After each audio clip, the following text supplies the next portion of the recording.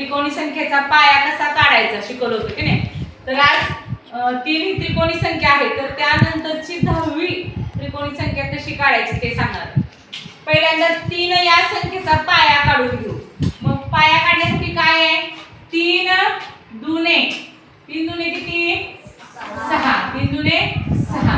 मग या 6चं काय करायचं, 6 कुणाच्या पाड्यात आहे असं सलग अंक पाहिजे. बेत्रिक 6 आहे की नाही, बेत्रिक 6. म्हणून 2 हा काय झाला, पाया झाला. त्या संख्येचा काय झाला, 2 हा 3 या त्रिकोणी संख्येचा 2 हा पाया झाला.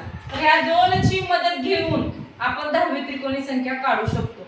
कशी काढायची, तर 2 अधिक 10 करायचं. 10वी विचारली म्हणून येते 12. मग 2 अधिक 10 केल्यावर 12 आलं. मग ही पाया धरायचा. मग 12 गुणुले त्याच्या पुढची संख्या 13 आणि भागिले 2 करायचं. 12 गुणिले 13 किती येतंय, 13 दुने 26. हा चाला 2 आणि 13 1 13 156 येते. 156 भागिले 2 करायचं आणि 156 भागिले 2 केल्यावर 78 येते. किती येते, 78.